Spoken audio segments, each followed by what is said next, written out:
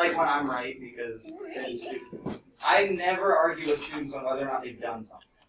What I argue is who has possession of it. Alright, so today is the 22nd all day. For our friends who are not with us today, hopefully you get to feeling better soon. We are diving into one of, in my opinion, the most interesting branches of math. I can literally feel the heat turning on, so I'm going to try to trick the thermostat. 45 is really long. Yeah, but we will actually probably get through all of it today because it goes kind of quick. It is long, but it goes kind of fast. So why do we take surveys of people? Like, ignore the notes right now. Why is it that we survey groups or individuals, or like, what's the point of conducting a survey? Tom? Well, there could be multiple reasons. One of them could be like you want to find out what interests certain people to find out if your product would do well. Okay, so we're trying to gauge interest in a product. So like product testing research would be a good reason to do a survey. Sam? To sort of kind of add on to Dom's, to find out people's opinions. To find an opinion. So like this past year was an election year. There were lots of surveys being done to find out how you feel on this stance, how do you find out, or how do you feel about this person, how do you feel about whatever. Tons of surveys were done. So when we talk about surveys, it's all to collect data, right? Data is really important in the world. It helps us make money. So we have a town mayor that we're going to visit back to this entire, yes, thank you, this entire next couple chapters. So who knows what it means to be tumultuous? Who reads a lot knows what the word tumultuous means? Honestly, your 5:30 in the morning reading, you encountered tumultuous or tumult? I have, and I think it means like rolling around. Maybe in like an analogy type way. So tumult or tumultuous means like there's like a lot of things going on. You're like stressed out. You're like in the middle of a situation and you're trying to figure it out. Like tumultuous would not be like relaxed or easygoing. It's kind of like the opposite of that. So he's all stressed out because their trash collection is not working well. So I don't know if you guys pay much attention to this, but Columbus has a really good trash collection system where actually I get emails the night before my trash is going to get collected. So it's saying like, hey, we're coming to pick up your trash tomorrow. Put it on the curb. Like, we have a really good system. So this mayor's trying to improve their system of trash and recycling collection. So he decides to knock on every door in the town and talk to each household to get some new ideas for trash collection. I heard a lot of moans and groans at first. Why am I getting moans and groans? Somebody talk to me about this. Honestly. Because to go to each and every person in the whole town, we're going to assume this is a medium-sized town, it would be really hard and tough with like each and every person. Yeah. It'd be really, well, I don't know if I'd say it'd be really hard. It's not that difficult, really. It'd be frustrating. It'd be time-consuming. If we're paying the mayor, it's expensive if he's going literally to every single door. When could this approach be a good idea?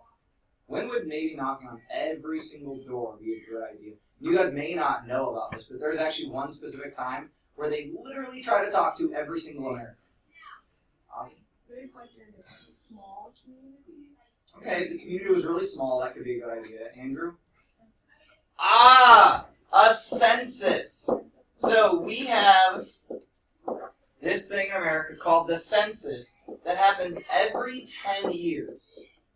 So on the 10s, so the next one will happen in 2020, every 10 years a census is conducted that is literally trying to talk to every single American or every single household. And they're trying to collect all the data that they can on Americans. How much money do you make? How many cars do you have? Do you own or rent a house? Do you have kids? Do you, all these questions. They're trying to collect all this data from as many people as possible. Sam? Why don't they just conduct a survey and send it out to everyone? They do. They literally send out a survey to every single person. Everybody gets it in the mail, and I think you can reply online now, or you can fill it out and send it in. But it's called the U.S. Census, and it happens every 10 years. So I've got big maps out there that I'll eventually put out in the hallway, but they have all the census data on them. They've got percentages and data points and things like that. So most of the time, that would not be a good idea. It's very time consuming, it's very arduous, which is a word that I love incorporating. So instead, we conduct a survey where we choose a sample.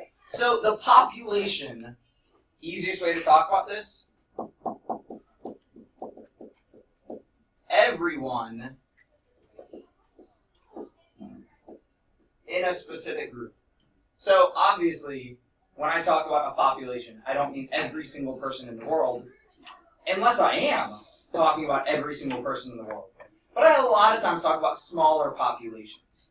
Like a smaller population might be if I'm trying to collect data about Phoenix, or if I'm trying to collect data about Worthington students. So, let's say that our population here, just to have an example, is all of Phoenix. Yeah, it's like 180 people-ish. So let's say our population here is going to be all of Phoenix. A sample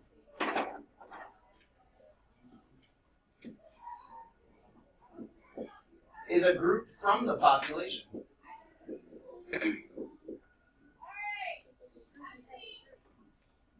So our sample here, if we're choosing a group from within Phoenix, could be Accelerated 7 Math. That could be our group. That could be our sample.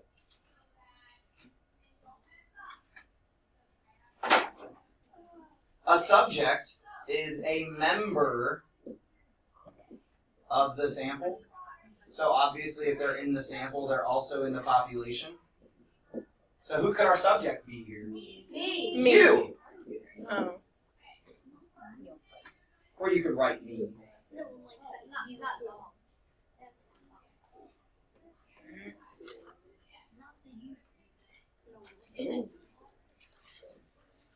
So, a subject has to be in a specific sample.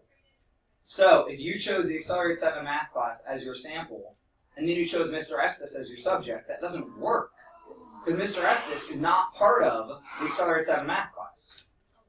Now, if you chose your sample as a random group of Phoenix people, Mr. Estes could be your subject, like if he was in your sample.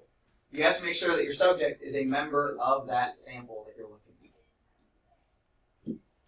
And there's a visual there, so you can see. So we're investigating the lengths of words in a book. So to determine whether each description is a population or a sample. So look at these options for a second. Take a moment to try to determine on your own, is it a population, is it a sample?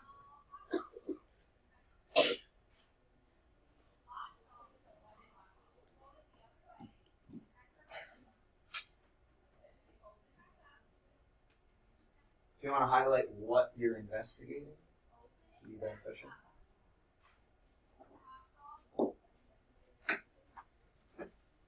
So, it's been a long time since I've gotten these cards. We had a 3-day weekend. I watch, we got people sick, and this isn't going to work. Whitney, who's not here. Noah. If I look at all of the words on a page of the book, now be careful, since we're looking at the lengths of all of the words in the book, what we're investigating tells me my population. So that's a sample. However, when you look at your other options, can you tell which then would be our population? Yeah, see, all of the words in the book, that's your population because that's what you're doing your study on. You're not just studying one page. So this, on a page, that's what makes it your sample because it's a group from the population. Samantha, what about every other word in the book? Yeah, because even though that would cover the entire book cover to cover, it's not every word. You're looking at every other. So you're missing half the words. And Ozzy, what about one word in the book? Subject. That would be a subject.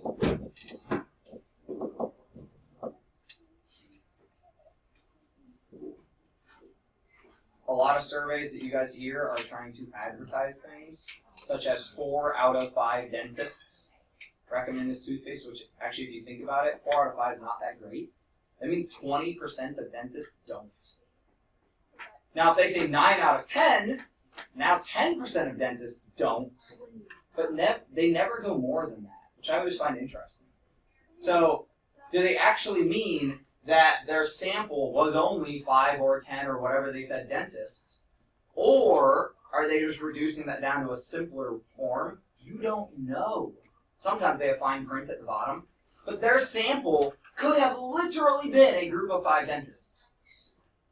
Their population would be all of the dentists, but they chose their sample to only be 5 of them. Would that be fair? No. So as we get into this, we're going to talk about how we can have biased or unbiased methods of choosing your samples. Are we allowed to use subjects? Are you allowed to what? Use the word subject in the sense determine if each description is population or is. Yeah. The problem is this can't be a sample because it's not a group. You can't have a sample that's only one. One is a subject. So I know it doesn't say it there, but that's where we go beyond the notes. So, try this on your own. Population, sample, or subject. I know it says what's your samples, but ignore that. Population, sample, or subject. What is it?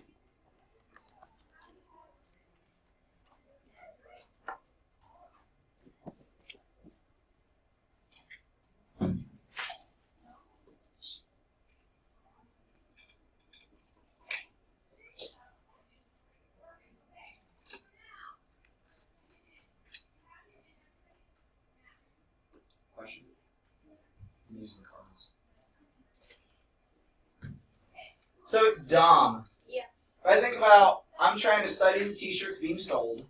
I don't really know what it is I'm studying about them. It just says you're studying the t-shirts being sold at a clothing store. I might be studying what are they made out of, what size are they stripes or solids, I don't know what I'm studying, but I'm studying something about them. When I look at every other t-shirt in the store, what would that be? That would. It is not the entire population. That would be a sample. When I look at all of the t-shirts in the store, Sean, That would be the population. this will be our population. If I look at all of the medium-sized shirts, Ellie, Sample. yeah, now that would be a very biased sample since I'm only looking at a specific size. But depending on what I'm studying, what if I want to study what fabric they're made out of? Well, it doesn't matter what size I look at. So I could tell an employee, hey, go grab all the medium shirts off every rack. And then from there, I've got a sample, like a subject from every rack, making up my sample. So that actually could be fair, depending on what we're studying. One t-shirt in the store, Julian. That is going to be a subject. I would much appreciate if you could put that away for the time being and take care of that sometime outside of class. And Moon, what about all of the striped t-shirts in the store? That'd be a sample. That is also a sample. And depending on what we're studying, that's either a really biased sample or it doesn't matter. But if I'm studying what are the patterns of shirts being sold, and you take a sample of all of the striped t-shirts, that has extreme bias. Andrew?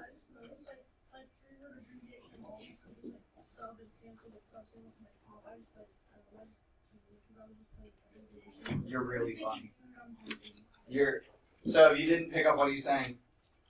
Sub, or like sub sandwich, pop, like soda. I was trying to figure out something like sample is like. But either way, I'm not trying to make you guys more hungry, so I'm sorry.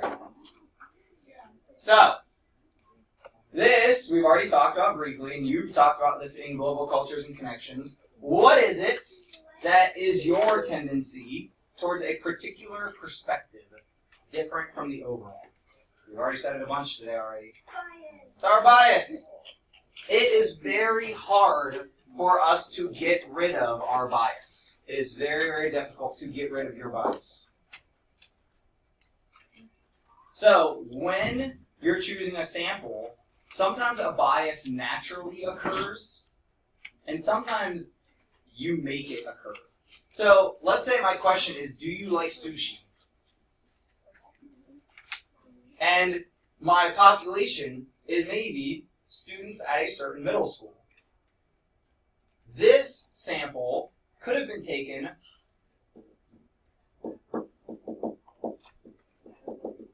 from the pizza line. And at my high school, there was a specific line for if you wanted like the Papa John's pizza, or like not the school pizza, like they literally ordered it every day. Coshocton High School. We didn't have creative names. I'm from Coshocton. It was Coshocton High School. This sample could have been taken as people walked out of the sushi line. And maybe this one person who said no was like, yeah, I'm just trying it today. I don't really like sushi. But you created a bias depending on where you ask people. Now, if in general, I just walk around the cafeteria and randomly ask people, and I don't look at what they're eating, or I stand at the door to the chemistry classroom and ask people about sushi, I can get rid of the bias. But it's all about how do you select people? How do you choose that sample?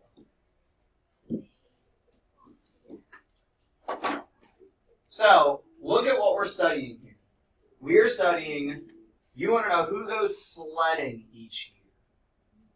Will these samples likely contain bias? And I want you to underline why or why not they have bias. So if they don't have bias, underline what there tells you, like would indicate that they've tried to get rid of bias. If they do have bias, underline why it would have bias. Or highlight it if you want.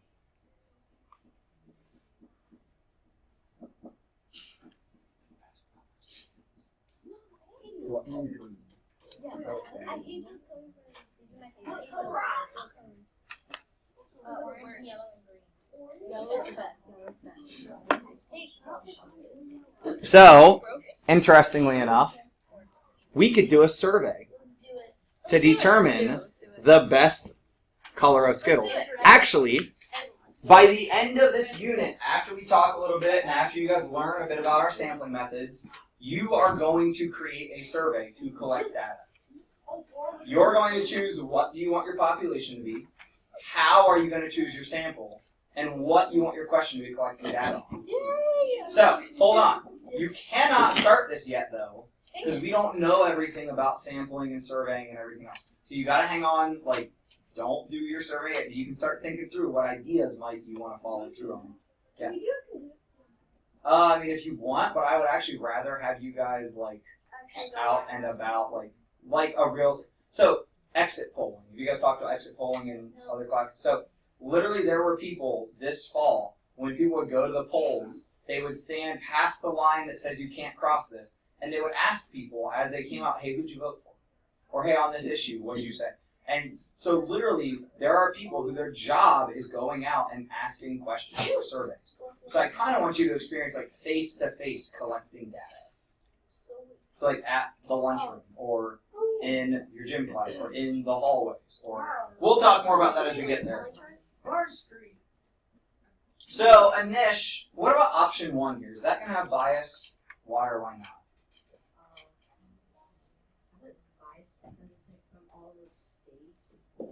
Why would these states create bias?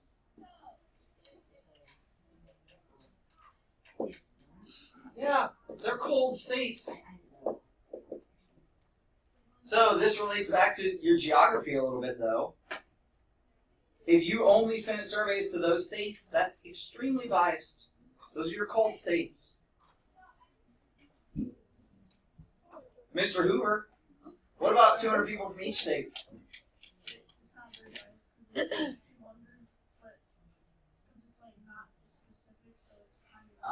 So it's that each. We have been fair. There would be no bias here because I have fairly asked every state. But wait a minute. Is every state the same size? So think about Hawaii. Population there compared to population in Ohio. We actually have a fairly high population. compared to the population in California. So, do you think 200 people from each state is 100% fair? Yeah, but it's still like biased. So, I don't know that I would say no bias here. I would say less. very little. Why would there be bias? Now, you can leave it as no bias if you want, because if I let equal amounts of people from every state answer, those 200 people from Hawaii are a bigger percentage of their population than the 200 people from California. Because 200 people from California is a very small amount of California, but it's a very big amount of Hawaii. So this is the difference between the Senate and the House. The Senate has 2 reps every state, equal representation for every state. The House has representation based on population. They, to try to cancel out bias based on which states are bigger and not, like a bigger state gets more people because they have more population. A smaller state gets less people because they have less population. Everyone in Florida, Louisiana, and Texas. Honestly? There is bias because those are very like dry states. Yeah! Florida, Louisiana, and Texas, there would be very high amounts of bias here. I'm going to go ahead and say extreme bias, because it like never snows there. It's not in Texas. Okay, yeah, like very rarely. And even if it snows, do you think those stores are ready to sell sleds? No. My Walmart in Texas probably doesn't have as many like toys for the snow as my Walmart in Ohio does, because they stock the shops based on the weather. And everyone who owns a sled. That's like so. If you own a sled, that's totally biased. I use it for anesthetic purposes. Or aesthetic means it has a- Now, I don't know why, but Pearson made their females look like they're pregnant. So, Oh, I thought it Oh was my god! and they made their guys, like, their necks look really, really big. They've all got very thick necks. I don't like these, like, stick figure people they It doesn't have. even look like But- there's a neck. So, we're investigating a population. Let's say there's a people in a certain coffee shop. And we are investigating the percentage of males. So, in our population, we've got 4 males out of a population of 16. This is where bias comes in, to how do you choose your sample. If I know that my population is 16 people, 4 male and 12 female,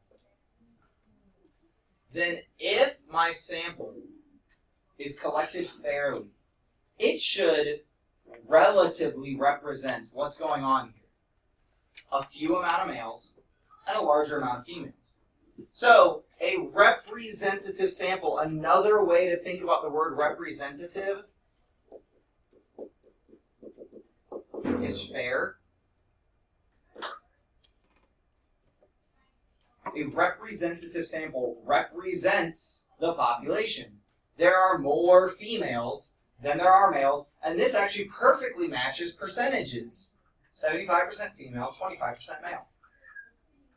A non-representative sample or biased sample does not represent proportionally. So I would actually highlight the word proportional. So our 75%, our 75%, our 25%, and our 25% versus 75% to 50 and 50.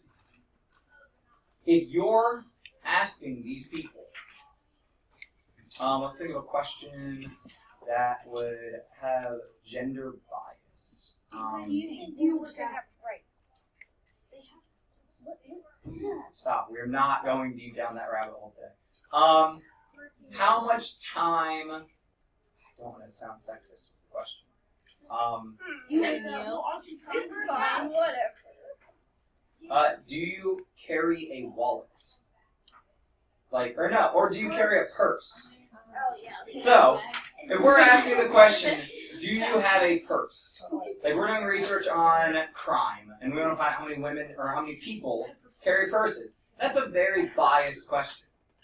But if we just want to talk about the population, what percentage of the population has purses, we got to talk about the population. Even though it's a biased question, I want my sample to be representative. If this is who's in the coffee shop that I'm going to use as my population, I need a representative sample. This sample is going to skew my data because I chose more men than were actually supposed to be represented here. There were only 25% of men. I represented way more men than I should have. Did you take your heart medicine? Yes. Does that make sense? Yes. That you need your population and your sample to be, now they don't have to be perfect. 25 and 25, like, they don't have to be perfect, but they need to be close. They need to have close percentage, close representation.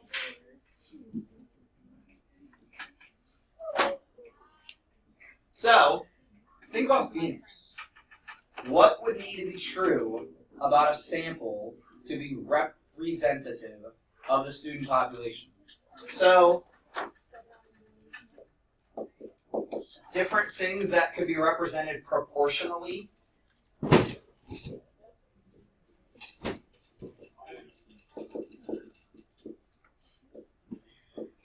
We have 50-50, which is 50% this, 50% that. 50-50 what?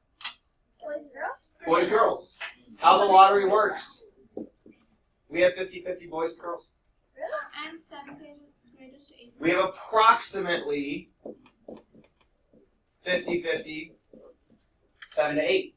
Oh, really? And we have a few less 8th graders and 7th graders because a couple people transferred or moved, like their families moved. And then we called people on the wait list, and because it was the middle of the school year, they're like, I'm staying at my school. What else? Any other things that we would need to? 7th grade teachers to 8th grade teachers. Yeah, like, so we have 6 teachers to your 80 students, a little bit more than 80. Seems legit. It's like 1 to 12 ratio-ish, 1 to 13. So we could say teacher to student would need to be about like 1 to 13 to work. 6 times 13 would be 60 times 18, 78. Now it'd be like 1 to 14 approximately. It depends on the question that you're asking. So that goes a little deep. And each class is not the same size, so that'd be a little tough, because certain classes are bigger or smaller. So, when you go to collect your data on Phoenix, you're gonna need to think about these things. We are going to talk about the different ways that you do a sample. You're gonna choose a sampling method, and your sample might come out to be biased, not because you goofed up, just you got a biased sample. You might choose a sampling method and get a perfect sample that represents our school. It's just the luck of the draw. It's just whoever you randomly get in your sample.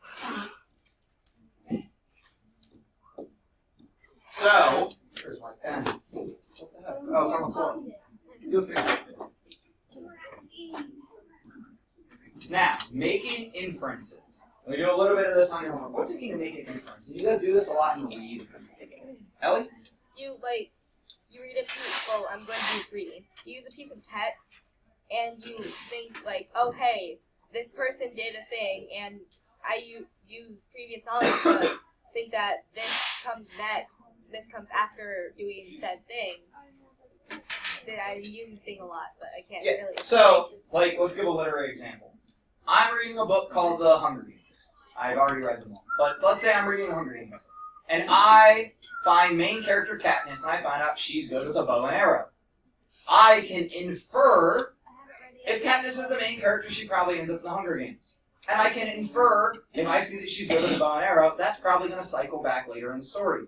I don't know that for sure, but based off information that I've collected, I can make a prediction that's probably going to be accurate based on the info that I know. That's what an inference is. A valid inference is just making a judgment by interpreting data. So it's a judgment from interpreting data. So another way to talk about an inference is a prediction.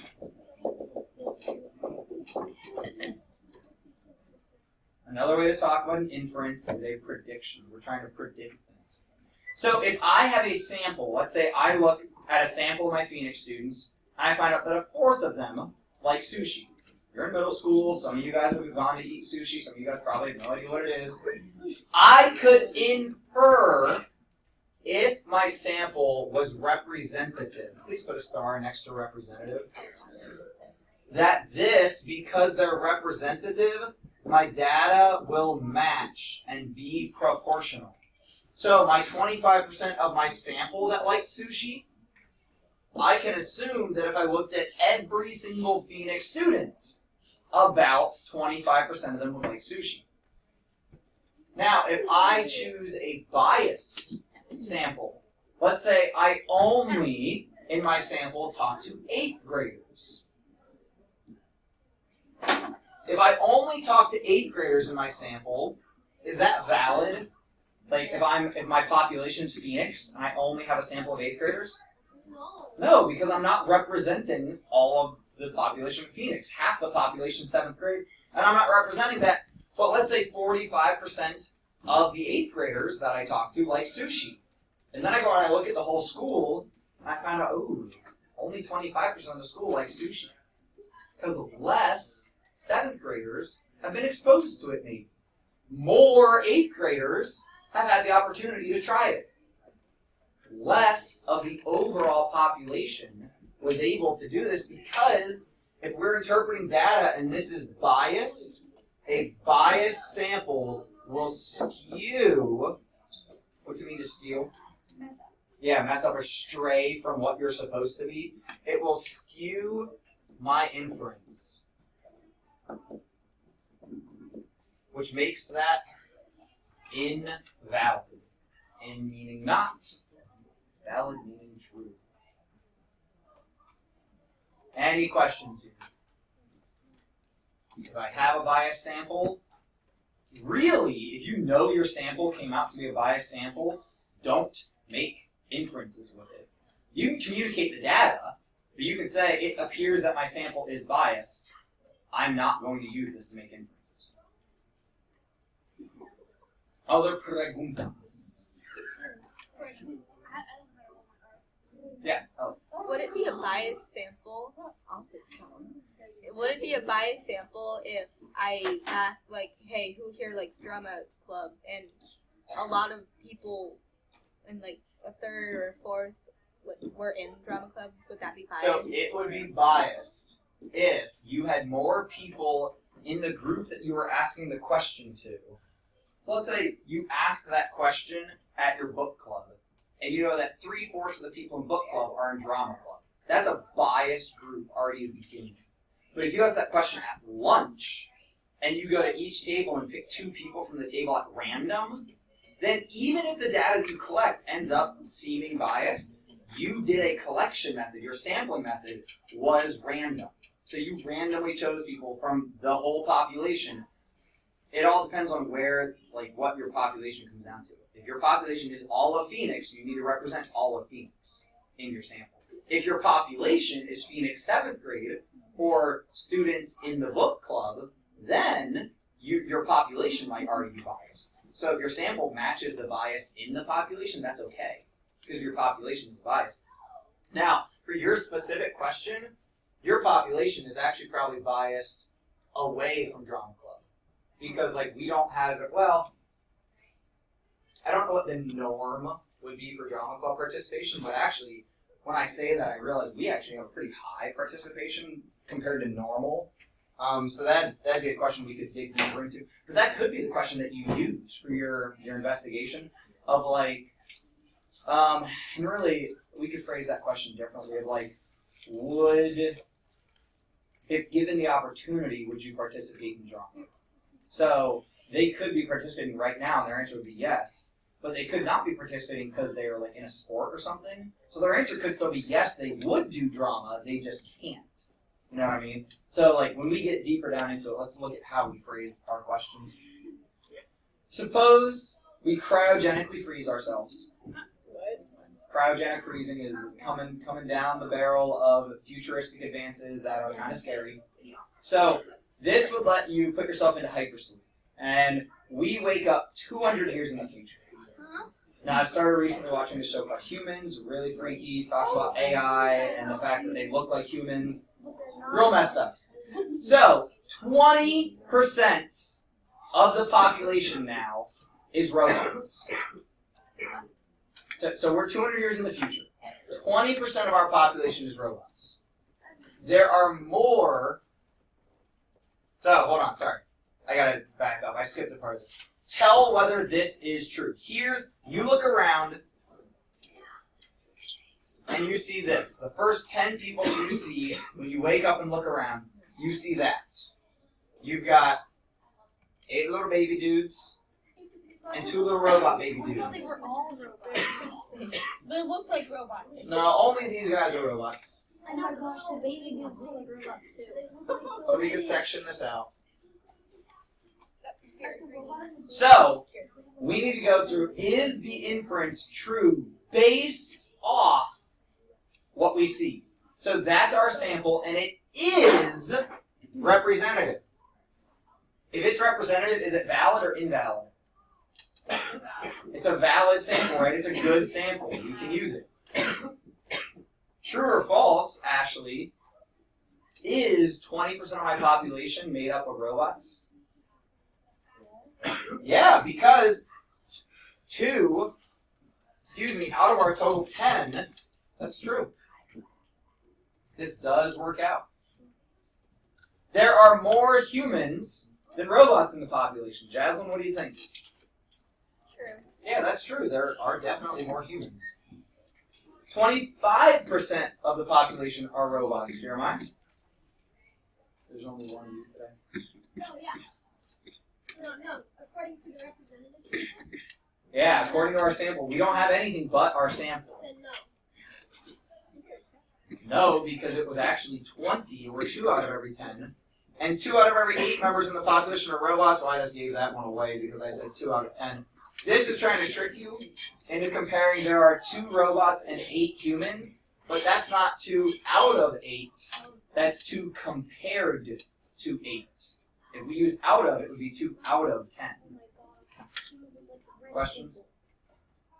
Oh my gosh, they do. They look like the red. Alright, flip to the back. Go ahead and try that next one because my orientation got screwed up somehow. Is it supposed to be 14.1 on the back or 14.2? It should still be 1, I believe.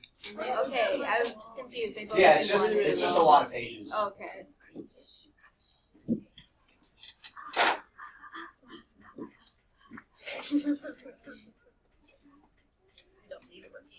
So in the sample, here's the info that you have.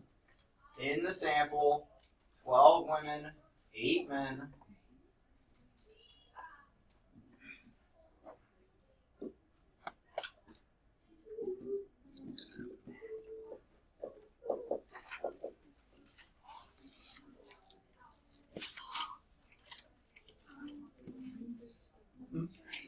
So Elena, if you wanted to start looking at trying to answer, is this true that 60% of the readers are women? Well, also representative sample of people who read their magazine. So here's our data. How can we figure out what percentage are women? Do we know how many in our sample were women? 12, Yeah. Do we know how many in our sample we had total? 20. So we do 12 over 20, which actually reduces to 6 over 10, which becomes 60%. This is a true inference. Now, that may not actually be true in the real world, but it is a true inference. So we could actually say valid. That might be a better thing to use here. Because we don't know if this will actually come true, but it is a valid statement based on what we see. Colin? Yep. Yeah, 12, the magazine's readers are men, would that be 2 out of 3? Do you know what we're trying to do? Why, no, 60%. I heard you guys talking about that. Through your dream filter there? I wasn't sleeping. See me after class real quick. We're trying to determine if this is valid. So Sam, what do you think? For the second one, it's not valid because they didn't add up the totals. So they're thinking 8 out of 12, and the 12 is the woman. Yeah, if we're gonna use 8 out of something, it would have to be 8 out of 20, not 8 out of 12. More men than women read the magazine? Well, I can compare 12 and 8 and say this is not true either. We will wrap up the rest of this really fast tomorrow and then do 14-2. Homework is combined. Try it if you want. I don't even think I made it live. Yeah. I need to be posted. I'll check. But you can try it if you want, but you do not need to get it submitted. No worries on that. We'll do 14-2 tomorrow.